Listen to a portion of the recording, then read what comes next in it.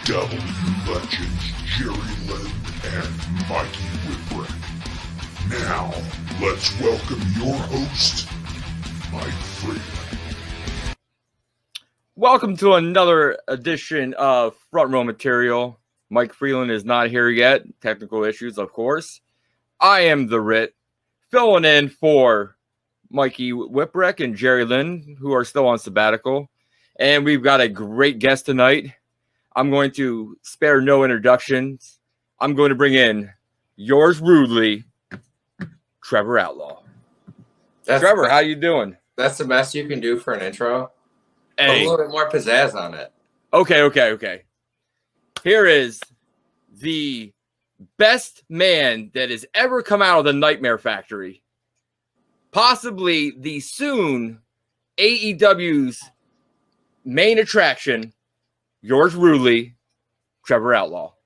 All right, that's a little bit better. It's still maybe like a 5.5 out of 10. So I mean, it's just over 50%, but I mean, you're still failing, bro.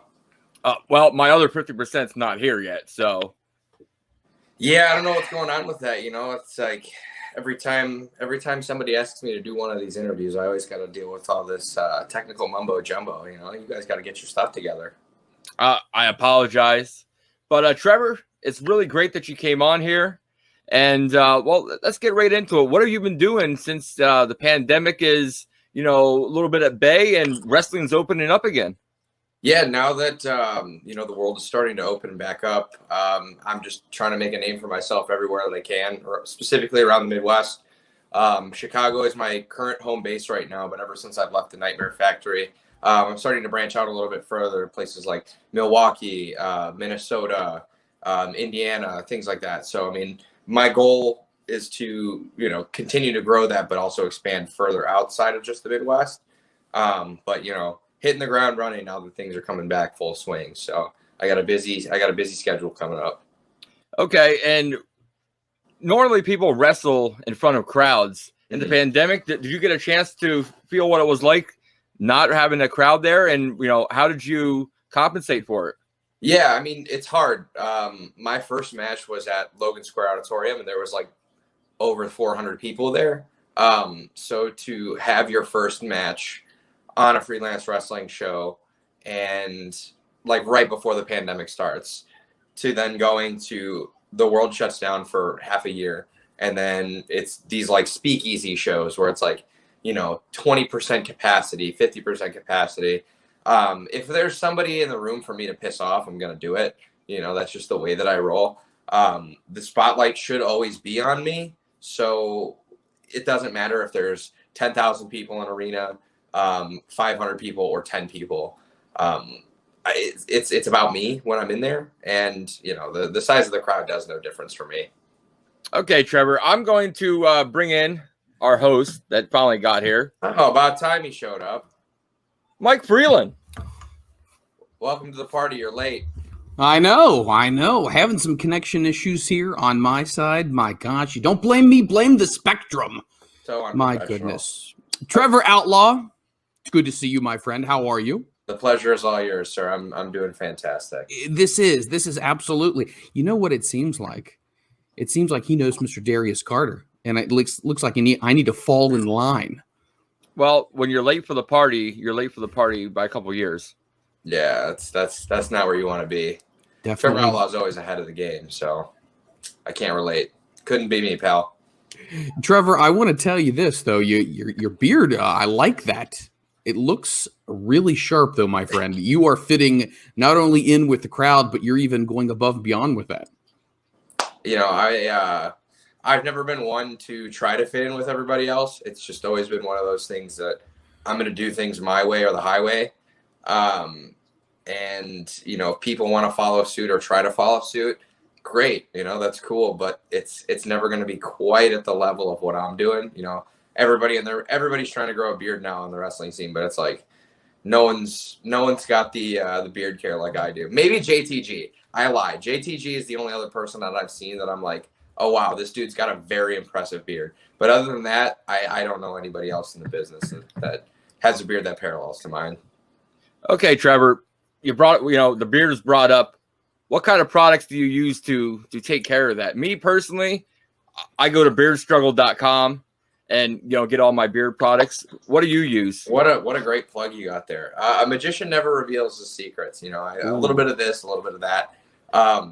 Honestly, the biggest thing is just you got to comb it and you got to brush it all the time. You got to treat it like a child. You got to nurture it. So beauty is pain and beauty is time. So it's even when I roll out of bed, it still looks great. So it's not too much work. But I mean, for the average folk like yourselves, this would take a very long time.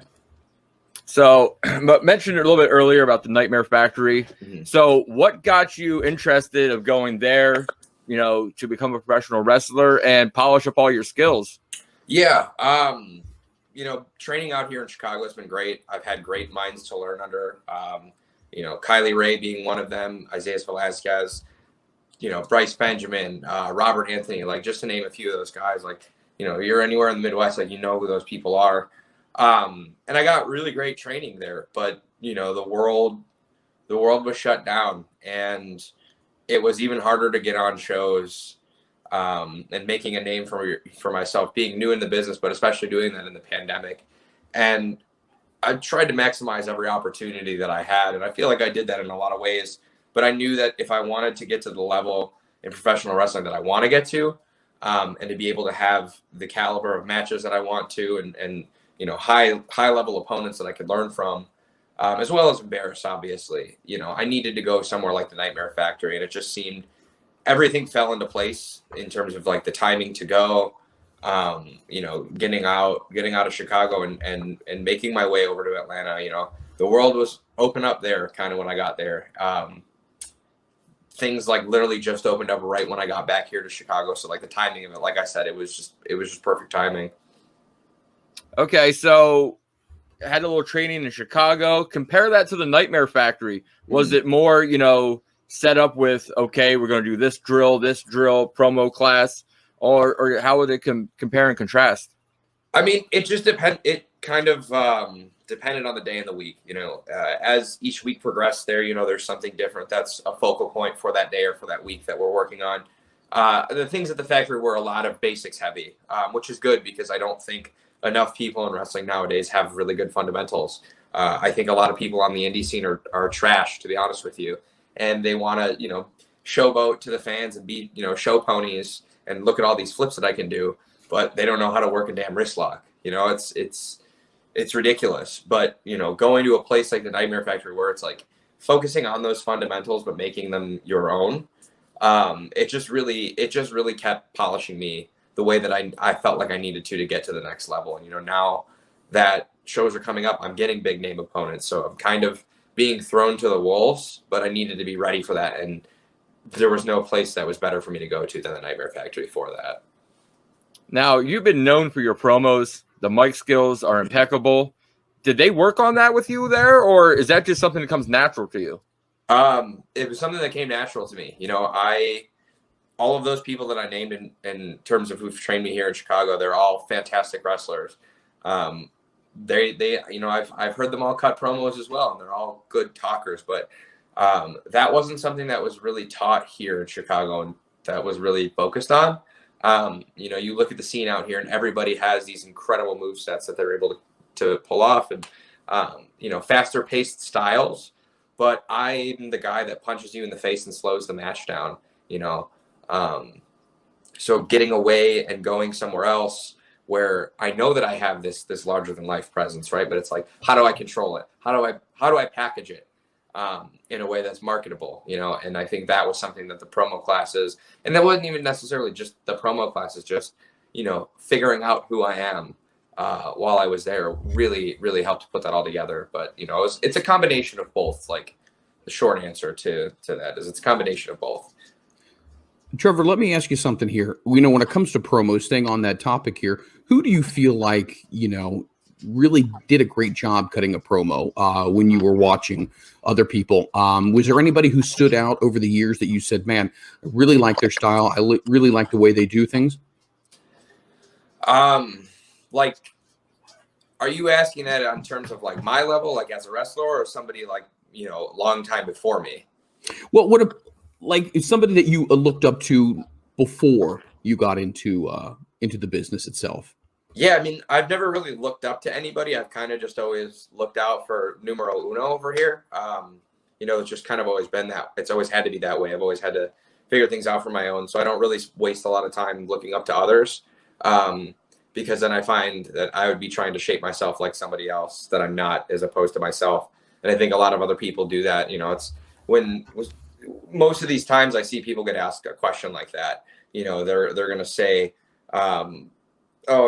their biggest inspiration is Eddie Guerrero or something like that. But then they're going to start doing lucha. Like, of course they're going to do, what their favorite is, instead of just like, it's easy to watch and repeat monkey see, monkey do, but it's hard to be original. Who do you think is really good right now in the game? That's a tough question. Honestly, there's not a lot that really catch my eye and stand out. I think so many things happen and so many things change in today's day and age that I really don't think there's one person really on top of things. I mean, if I had to pick absolutely one person, I'd probably say someone like Roman Reigns, because he's a tribal chief. He's but other than that, like, I can't really nail one person down. This is like one of the craziest times I've ever seen in wrestling in my life, that it's like everybody's just competing at such a higher level that it's really hard for one person to stake their claim as top dog. Do you think, to make yourself stand out, and this is kind of an open-ended thing, to make yourself stand out, it's better to be able to speak on your own, or do you think that having a mouthpiece works just as well? What are your take on that? I mean, my take on it personally, I've kind of worked on both sides of the spectrum with it. I prefer being able to talk for myself. I think that in the sport of professional wrestling, a lot of these people want to do all of these things, but they don't know how to, they want to walk the walk, but they can't talk the talk. You know what I'm saying? And for me, talking the talk has been my thing since birth, and I've never needed somebody else to say what's on my mind. I understand that not everybody's the same way. Some people need somebody else to relay things for them. But I'm an alpha. That's just the type of person I am, that it doesn't bother me being one to stand up. But on the contrary to that, I recently started working with Frank the Clown.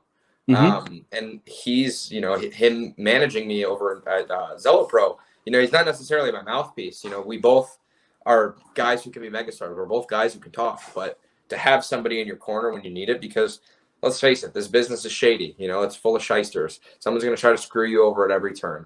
People portray me out to be this gigantic prick, but at least I'm straightforward with my intentions. Other people try to panhandle to the fans, and then they turn on them last second. Like, it's so fake. So, Trevor, what actually got you into wrestling? Was it, somebody that watched it with you when you were younger, or, was it something you're just flipping through the channels and you're like, wow, what's this?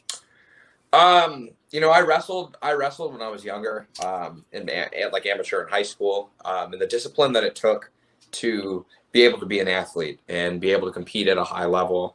I missed that, and that kind of is what drew me to professional wrestling. Obviously it's a lot different than mat-based wrestling, but I've always watched wrestling when I was, I watched WWE and things like that when I was a kid. I was a big TNA guy, like the late 2000s, early 2010s. And I don't know, I always enjoyed watching it, but I never put two and two together for myself that, like, maybe this is something that I wanted to do. But what really actually got me into it was when I was in college, my senior capstone project. I put a wrestling ring in an art gallery, and I wrestled one of my buddies. And that was kind of what got me the bug, that I was like, maybe I can do this. There was like 50 people that showed up to it. And that's like 50 people randomly showing up to some art building and on a college campus with no idea what the hell wrestling is. I thought, all right, maybe if I actually like focus everything into this, I can do this. And here we are now. So sitting there, you got that itch, you got the bug. So how was it? Did you start looking for schools, or did you know somebody to get you your foot in the door to start, or how'd that come about? It was one of those things that when I came home from college, I went to Pro Wrestling Tees one day, And, you know, it was my first time in the actual store. One of the guys that was working there was telling me about, oh, there's this company running a show tonight called Freelance Wrestling. I was like, all right, cool. I'll go check it out. And I was like, yeah, man, you know, it'd be really cool if there was a wrestling school around here. And he goes, oh, there's a ring in the back. And for a long time, the Pro Wrestling Tees / Freelance Wrestling Academy was there. So I found out about it. I went to the show. I met the head trainers, Kylie and Isaiah. And I was like, you know what? Give me a few weeks to get my situation figured out, and I'll be training there. And then the rest, you know, it just fell in. Everything that I've done in wrestling so far, it's been very poetic. That it's just kind of fallen into my lap. So I didn't even really have to do extensive research to find, you know, somewhere. And luckily, I found one of the best places to go in the Midwest. Freland? In Chicago, which is kind of a big name for the wrestling area, a lot of people, it's destination. You know, there's Warrior Wrestling, there's AAW, and the list goes on and on and on. Is there any individual promotion that you have really enjoyed or that you have a lot of respect for that either you have worked for that you'd like to go back, or somebody that you haven't got a chance to work for yet that you would like to introduce yourself to their audience? Yeah, I think I would like to wrestle for pretty much everywhere. In Chicago, at least once. I think AAW and like CSW, I think, are like the only two places that I haven't been. I've done a lot of stuff with Warrior Wrestling's pre-shows. I'll actually be wrestling there in a couple of weeks on the last Stadium Series show. But you know,